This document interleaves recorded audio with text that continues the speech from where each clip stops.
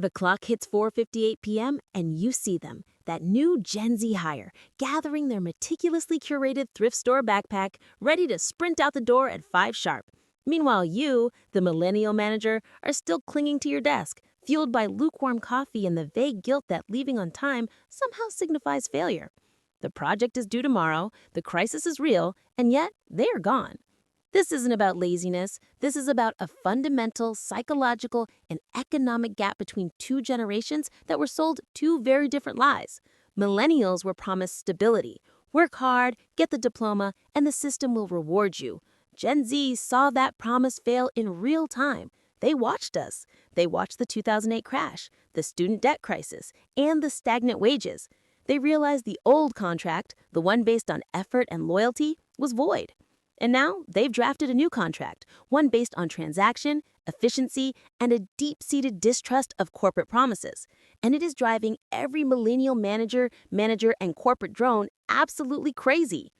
Today, we're breaking down the 5 work beliefs Gen Z uses that absolutely enrage every millennial trying to manage them. Let's dive into the generational battlefield. The death of the hustle culture. Ask a millennial about their work ethic and they'll pull out the hustle culture mantra. Side hustles, 80-hour weeks, rise and grind, and the inherent belief that your worth is tied to your productivity. They saw this as the only way to get ahead in a post-recession world. Now, meet Gen Z, who looks at this mindset and responds with 2 simple words: quiet quitting. For Gen Z, work is a transaction, not a family. They are doing the job they are paid for, and not a single task more. Defining boundaries, like refusing to check emails after 5 p.m. or skipping the voluntary team building event, is not apathy. It is self-care, a necessary defense mechanism against burnout. They were raised watching us burn out. But for the millennial, this feels like an existential betrayal. We internalized the hustle as a moral good. When we see a Gen Z colleague setting firm boundaries, it doesn't just look like laziness. It feels like an attack on the very value system we sacrificed our 20s for. We see a young person refusing to climb the broken ladder we are still stuck on. The rage comes from the realization that maybe we should have quit quietly years ago. Gen Z is simply prioritizing their well-being. Millennials see a work culture they fought for and lost being dismissed with a shrug. 3. Efficiency over effort. The automation mindset. In the millennial playbook, showing commitment meant showing effort. It meant visibly spending hours on a task, manually compiling data, and demonstrating sweat equity. The time spent was a badge of honor. Gen Z's approach is fundamentally different. Why do a tedious task manually when an AI, a script, or a specialized tool can do it faster? They prioritize outcome, not hours logged. They view inefficiency as incompetence. If a task takes 2 days because the manager insists on a manual process, Gen Z will spend 1 hour finding an API integration or an automation script, complete the task in 20 minutes, and then move on with their day. They aren't trying to avoid work, they are trying to avoid waste. This immediately triggers the millennial pain point. The manager sees the quick completion and immediately wonders, did they even try? Why did it only take 30 minutes? We used to spend all night on this.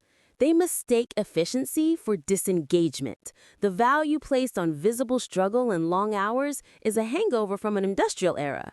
Gen Z is already operating in the AI era, where the value is in knowing how to automate, not how much time you spend grinding. The controversy here is a simple one. Is finding a smart shortcut lazy, or is it the defining skill of the 21st century professional?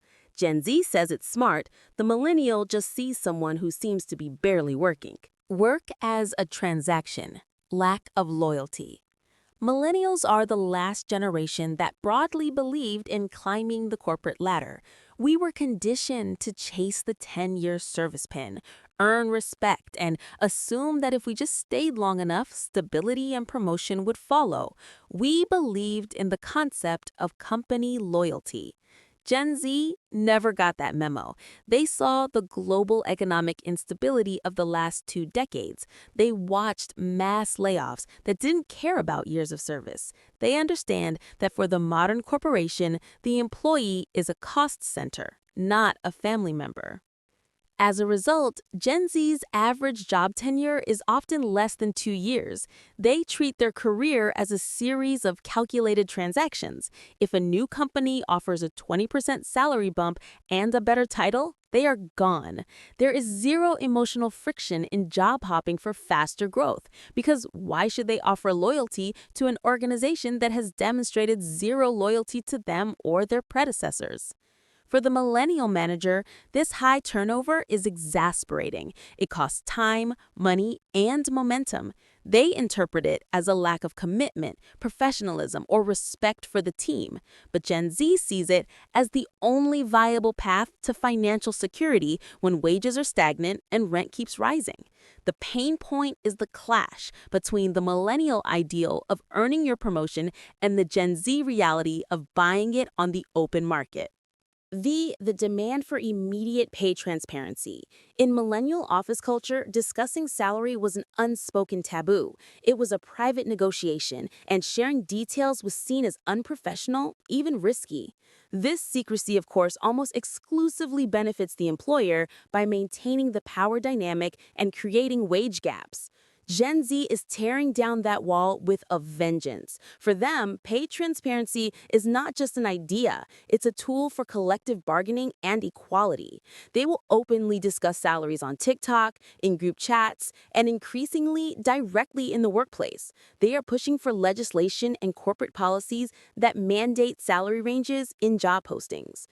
The millennial manager is often caught flat-footed, horrified by the perceived unprofessionalism. They feel exposed, or worse, they feel cheated, realizing they are making 15% less than the new hire who just walked in the door due to that very secrecy. The initial millennial rage at Gen Z is often a mask for their deeper resentment toward the system that exploited their silence for years. Gen Z understands a simple truth. If you want to fix the wage gap, you have to talk about the wages, and they are not politely asking permission.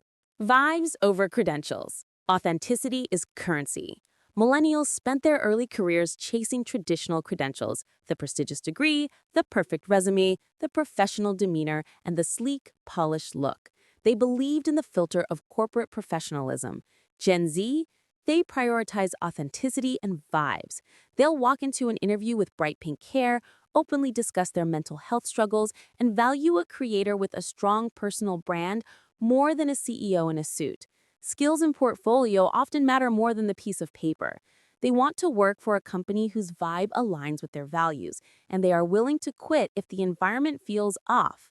The millennials' frustration is understandable. We took on crippling debt for that diploma that Gen Z seems to dismiss as irrelevant. We spent years hiding our true selves to fit the mold. Seeing Gen Z effortlessly bring their full, unfiltered selves to work and succeed feels like a cheat code that was never available to us. This is the collision of the corporate professional, millennial, versus the authentic personal brand, Gen Z. Gen Z sees their personality as their power. Millennials were taught to see their personality as a liability.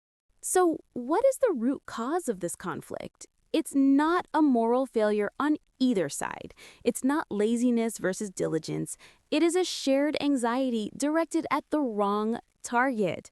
Gen Z's rebellion is a reaction to the collapsing system that failed millennials. The rage a millennial manager feels when they see a Gen Z clock out on time is not directed at the young person. It's directed at the vague sense of debt and insecurity that keeps them chained to the desk until 7 p.m. Both generations are fundamentally the products of an economy that promised stability in exchange for effort and then reneged on the deal.